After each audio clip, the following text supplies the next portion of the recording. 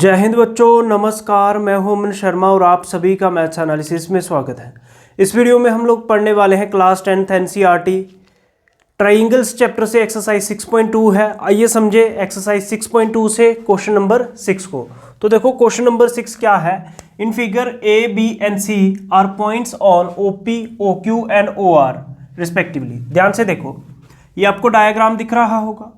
OP side के ऊपर point है A, OQ साइड के ऊपर पॉइंट है B और OR साइड के ऊपर पॉइंट है C। तो यही इसने यहां तक लिखा था, तो ये गिवन में लिख लेंगे। पहले यहां से लेके गिवन में लिखें, यहां से लेके यहां तक आपका गिवन आ जाएगा। बोलो बात समझ में आई? तो गिवन में मैंने लिख दिया A, B and C are points on OP, OQ and OR। बोलो बात समझ में आई? ठीक है। उसके बाद क्या है, सच दैट, ये मेन काम की बात है, जरूरी।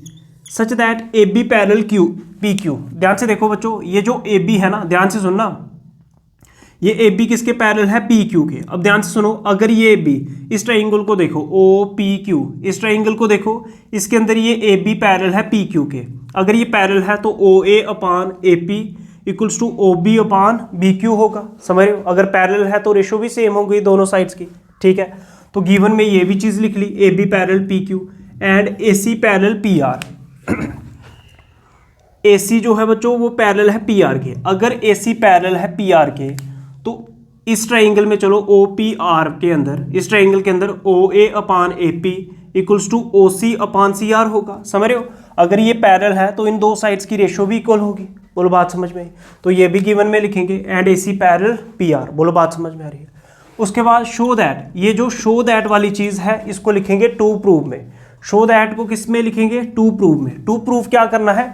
BC parallel QR। आपको ये प्रूव करना है कि ये जो BC है ये किसके पैरेलल है? QR के। ये BC जो है बच्चों QR के पैरेलल है। अब BC QR के पैरेलल कब होगी? जब OB upon BQ equals to OC upon CR आएगा। बोलो बात समझ में आ रही है? ये साइड इसके पैरेलल कब आएगी? जब इन दोनों साइड्स की रेशो इक्वल आएगी। इसका मतलब मेरे को प्रूव क्या करना है? दैट इज किसी तरह से आपको लेके आना है। अगर BC को पैरेलल करना है QR के, OB upon BQ, OB upon BQ equals to OC upon CR, OC upon CR। किसी तरह से बच्चों ये चीज़ कर दो तो आपका क्वेश्चन खत्म हो जाएगा। अब आ जाते हैं सबसे पहले जो गिवन था। गिवन क्या था? AB पैरेलल है PQ। ये कौन से ट्राइंगल में? OPQ। तो सबसे पहले इसी ट्राइंगल में जाएंगे। तो प्रूफ लिख रहे हैं बच्चों, नाउ इन ट्राइंगल OPQ। समझ में आ रही बात? OPQ ट्राइंगल में क्या गिवन है? AB parallel PQ। तो क्या गिवन है? AB parallel PQ। ये कहाँ से आया? ये गिवन है। अब बच्चों अगर ये गिवन है तो OA upon AP, OA upon AP equals to OB upon BQ होगा, OB अपान BQ होगा। ठीक है, इसको मैं फर्स्ट इक्वेशन भी मान रहा हूँ। कौन सी थ्योरम यूज़ की? By using basic proportionality theorem. समझ में आ रही बात? अगर ये दोनों लाइंस पैरेलल हैं तो इन दोनों साइड्स की रेशो इक्वल होगी। तो ये चीज़ हमारे पास आ चुकी है। सेम इसी तरह से और क्या गिवन था? AC parallel PR। तो ध्यान से देखो, AC किसके पैरेलल है? PR के। तो ये कौन सा ट्राइंगल है? OPR दिख रहा है। इस ट्राइंगल में जाएंगे, in triangle OPR। OPR triangle के अंदर क्या है? AC parallel PR। क्या गिवन है? AC parallel PR। ये कहाँ से लिखा बच्चों आपने? ये भी गिवन था। अब अगर ये पैरेलल है तो रेशो इक्वल होगी। OA अपान AP,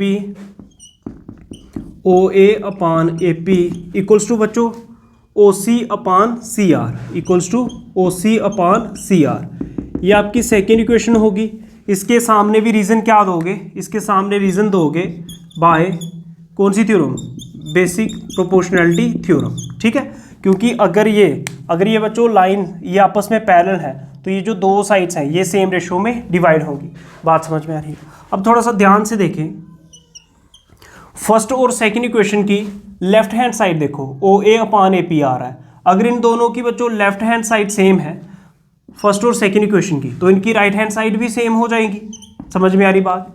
तो आपको एग्जाम के अंदर ऐसे एरो लगाने नहीं है, सिर्फ आपको इसके बाद लिखना है from from equation first and second, first और सेकेंड इक्वेशन को यूज़ कर रहे हैं। इन दोनों की लेफ्ट हैंड साइड सेम है तो इन दोनों की राइट हैंड साइड सेम हो जाएगी। तो ओ बी, इसकी राइट हैंड साइड क्या है, O B upon B Q equals to क्या, O C upon C R, O C upon C R. समझ में आ रही बात। अब देखो O B upon B Q equals to O C upon C R, ठीक है। तो यही चीज़ हमने ला दी।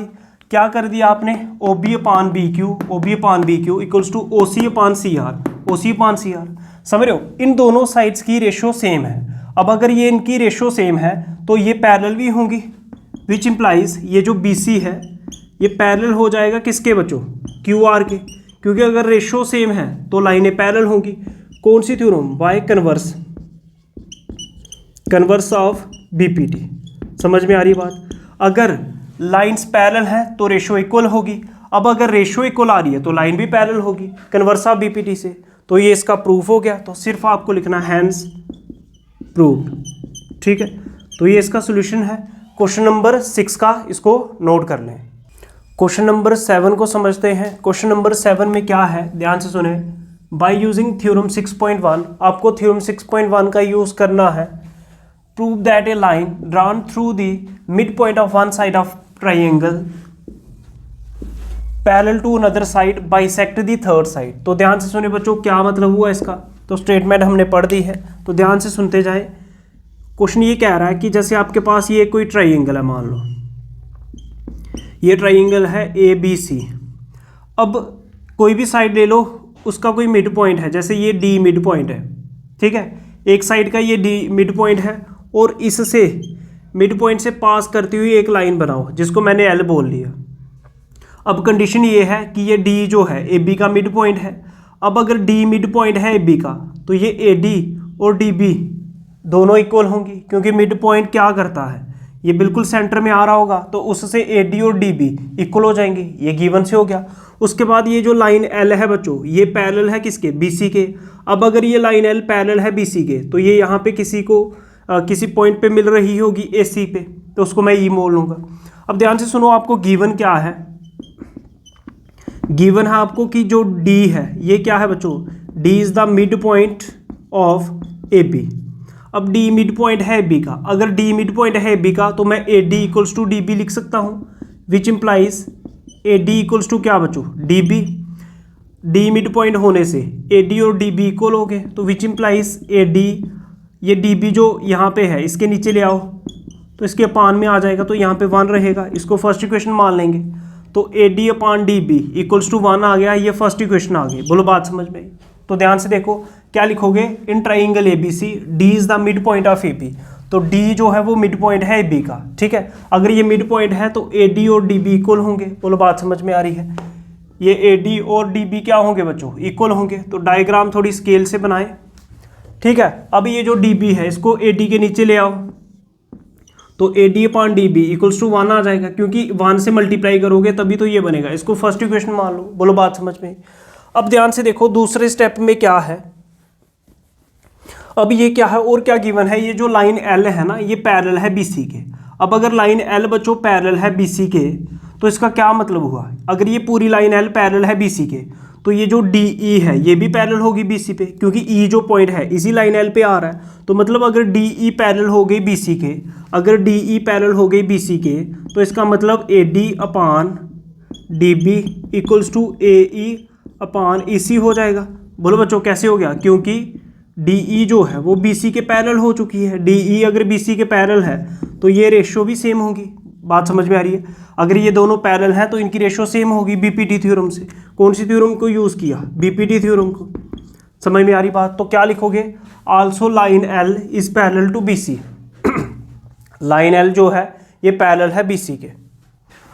Therefore line L is drawn through the D and is meet A C at E. ये जो लाइन एल थी आपने डी से बनाई और ए सी पे जब ये मिली तो ई पॉइंट पे मिली, तो क्या हो गया बच्चों, डी ई पैरेलल हो जाएगी बी सी के। ये जो डी ई है बी सी के पैरेलल हो जाएगी। अगर ये पैरेलल हो जाएगी तो A D upon D B equals to A E upon E C. तो A D upon D B, ध्यान से सुने बच्चों, A D upon D B equals to A E upon E C. कौन सी थ्योरम को यूज़ किया, by B P T, ठीक है। अब ध्यान से देखो, फर्स्ट इक्वेशन और सेकंड इक्वेशन को देखो, इन दोनों की लेफ्ट हैंड साइड्स को देखो बच्चों। फर्स्ट इक्वेशन की left hand side AD upon DB, second equation की left hand side AD upon DB। अगर फर्स्ट और सेकंड इक्वेशन की लेफ्ट हैंड साइड सेम है तो इनकी राइट हैंड साइड्स भी सेम होंगी। बोलो बात समझ में आ रही? तो राइट हैंड साइड इसकी क्या है 1, इसकी क्या है AE अपॉन EC। तो मतलब आपका जो 1 है वो किसके इक्वल हो जाएगा, AE अपॉन EC के। अब EC को 1 से मल्टीप्लाई करो, EC इक्वल्स टू AE, या इसको ऐसे लिख दो AE इक्वल्स टू EC। अब इसका क्या मतलब हुआ, आपने ये प्रूव कर दिया कि AE जो है वो किसके इक्वल है, EC के। समझ रहे हो, आपने AE किसके इक्वल कर दी, EC के। अब AE और EC बच्चों कब इक्वल होंगी, जब E मिड पॉइंट होगा किसका, AC का। तो यही तो आपको प्रूव करना था। बोलो बात समझ में? ठीक है, तो एंड में क्या लिखोगे, hence E is the mid point of AC, hence prove. आपको यही प्रूव करना था कि E मिड पॉइंट है AC का। बोलो बात समझ में आ गई? ध्यान से सुने, अगर आप गिवन टू प्रूव अलग अलग से लिखना चाहते हो तो टू प्रूव में आप क्या लिखें, प्रूव क्या करना है, E is the mid point of AC। ठीक है, उसने बोला था नहीं, parallel to another side bisect the third side. Bisect the third side का क्या मतलब, बाइसेक्ट कब होंगी, जब E मिड पॉइंट होगा। अब E मिड पॉइंट कब होगा, जब AE और EC इक्वल होंगी। तो यही चीज़ आपको प्रूव करनी थी। तो टू प्रूव चाहे आप ऐसे लिख लें या ऐसे लिख लें कि आपको टू प्रूव में करना है AE इक्वल्स टू EC, या ऐसे कर लें E is the mid point of AC। कुछ भी लिख लें, ये चीज़ लिख लें तो आपको समझ में आ जाएगा। थ्योरम को मैं फिर से एक बार बता देता हूँ, prove that a line drawn through the mid point of one side of a triangle. आप अगर एक ट्राइंगल के मिड पॉइंट से एक लाइन ड्रा करोगे and is parallel to another side, और ये जो है ये पैरेलल होगी दूसरी साइड की, बाइसेक्ट दी थर्ड साइड, तीसरी साइड को ये बाइसेक्ट करेगी। तो ये क्वेश्चन को नोट कर लें, क्वेश्चन नंबर 7 का सॉल्यूशन था। अब क्वेश्चन नंबर 8 को समझेंगे। क्वेश्चन नंबर 8 में क्या है, using theorem 6.2 prove that the line joining the mid points of any two sides of triangle is parallel to third side. क्या मतलब हुआ इसका, ध्यान से सुने बच्चों। बोल रहा है अगर आपके पास कोई ट्राइंगल है, मान लो ये ट्राइंगल है ABC, ठीक है, ये दो साइड्स हैं, इन दोनों साइड्स के जो मिड पॉइंट है, जैसे इसका मिड पॉइंट है मान लो D। अब अगर D मिड पॉइंट है इसका, तो बच्चों AD और DB इक्वल होंगे, क्योंकि बोल रहा है D मिड पॉइंट है। दो साइड्स के मिड पॉइंट लो। ऐसे ही AC का मिड पॉइंट है मान लो E। अब अगर AC का मिड पॉइंट है E, तो AE और EC भी इक्वल होंगे। बोलो बात समझ में आ रही है? इस बार क्या गिवन है क्वेश्चन नंबर 8 में, कोई दो मिड पॉइंट्स है दो साइड्स के, तो ये दो साइड्स ले ली मैंने AB और AC, D और E मिड पॉइंट्स है। अब इन मिड पॉइंट से जो लाइन पास करेगी, ये जो लाइन पास करेगी, जब ये D और E मिड पॉइंट है, इससे जो लाइन पास करेगी ये पैरेलल होगी BC के। ये प्रूव करना है कि ये जो DE है ये किसके पैरेलल होगी, BC के। ये टू प्रूव में आएगा। बोलो बात समझ में आ रही है कि DE पैरेलल है BC के। अब बच्चों अगर आपको प्रूव करना है कि DE पैरेलल है BC के, तो इसके लिए आपको AD upon DB equals to AE upon EC करना पड़ेगा। समझ में आ रही बात? अब देखो ये तो आ गया टू प्रूव में। अब गिवन में क्या लिखोगे, गिवन में क्या लिखोगे, ध्यान से सुनते जाएं। गिवन में लिखोगे D मिड पॉइंट है AB का और E मिड पॉइंट का किसका है, AC का। किस ट्राइंगल में, ABC ट्राइंगल में। तो आइए सबसे पहले गिवन को लिखें, D and E are the mid points of sides AB and AC respectively of triangle ABC। उसके बाद टू प्रूव में क्या आएगा, DE पैरेलल BC। यहाँ तक बात समझ में। अब उसने क्या बोला, यूजिंग थ्योरम 6.2। 6.2 थ्योरम कौन सी है, कन्वर्स ऑफ BPT। तो कन्वर्स ऑफ BPT का यूज करना पड़ेगा। अब ध्यान से सुनो बच्चों, अगर D मिड पॉइंट है AB का, तो इसकी वजह से क्या होगा, AD और DB इक्वल हो जाएंगे। AD और DB अगर इक्वल हो गए तो मैं इसको ऐसे भी लिख सकता हूँ, AD upon DB equals to 1। बोलो बात समझ में आ रही है? इसको मैं फर्स्ट इक्वेशन मान लेता हूँ। ऐसे ही अगर E मिड पॉइंट है AC का, तो इसकी वजह से क्या होगा, AE किसके इक्वल हो जाएगा बच्चों, EC के। तो इसको मैं क्या लिख सकता हूँ, AE EC को इसके नीचे ले आओ, इक्वल्स टू EC, यहाँ पे 1 आ जाएगा। समझ में आ रही बात? 1 को इससे मल्टीप्लाई करो, इसको 1 से, तो वापस यही चीज़ बन जाएगी। अब इसको अगर सेकेंड इक्वेशन मान लो, ध्यान से देखो फर्स्ट और सेकेंड इक्वेशन को, दोनों की राइट हैंड साइड में क्या आ रहा है, 1।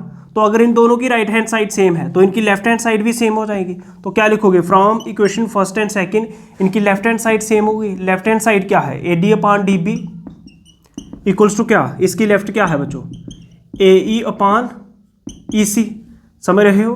तो AD upon DB equals to AE upon EC। तो ये तो आ चुका है। अब बच्चों ये रेशो, ध्यान से सुनो, ये रेशो कब इक्वल आती है, जब ये लाइन पैरेलल हो। अगर लाइनें पैरेलल हैं तो रेशो इक्वल होंगी। बोलो बात समझ में आ रही है। अब क्या है, रेशो इक्वल है तो ये लाइन पैरेलल होगी, तो इसकी वजह से क्या हो गया, विच इंप्लाइज जो डी ई है ये पैरेलल हो गया बीसी के। कौन सी थ्योरम से, कन्वर्स ऑफ बीपीटी से, कन्वर्स ऑफ कौन सी, बीपीटी। बोलो बात समझ में आ रही है। क्यों, क्योंकि यहाँ पे रेशो इक्वल है तो लाइन पैरेलल होगी, कन्वर्स ऑफ बीपीटी, जिसको थ्योरम 6.2 भी बोलते हो। तो आइए एक बार प्रूफ को पढ़ देते हैं आपके सामने। D is the mid point of A B, ये गिवन था, डी मिड पॉइंट है ए बी का। जब ये मिड पॉइंट है तो बच्चों ए डी और डी बी इक्वल हो जाएगा, ठीक है। तो इसको इसके नीचे ले आओ तो A D point D B 1 हो जाएगा, तो ये फर्स्ट इक्वेशन हो जाएगी। सेम इसी तरह से ई मिड पॉइंट है इसी का, तो ए ई और इसी भी इक्वल होगा, ए ई इक्वल्स टू इसी होगा। अब इसी को इसके नीचे ले आओ, यहाँ पे 1 बचेगा, इसको सेकंड इक्वेशन मानो। फर्स्ट और सेकंड इक्वेशन की राइट हैंड साइड में क्या आ रहा है, 1, मतलब फर्स्ट और सेकंड इक्वेशन की राइट हैंड साइड सेम है तो इनकी लेफ्ट हैंड साइड भी सेम हो जाएगी। बस क्या लिखना होता है, from equation first and second, तो इनकी left hand side A D upon D B equals to A E upon E C. अब ये रेशो कब इक्वल होती है, जब ये लाइनें पैरेलल हो, तो मतलब डी ई किसके पैरेलल हो जाएगी बच्चों, बी सी के। अब ये पैरेलल हो गई, यही तो प्रूव करना था, कौन सी थ्योरम से, बाय कन्वर्स ऑफ बीपीटी, तो हैंस प्रूव्ड। ठीक है, तो ये क्वेश्चन नंबर 8 का सोल्यूशन है, इसको नोट कर लें। अगर आपको मैथ्स एनालिसिस की ये वीडियोस अच्छे लग रहे हैं तो वीडियो को लाइक करो, शेयर करो, चैनल को सब्सक्राइब करो। जय हिंद, जय भारत, नमस्कार।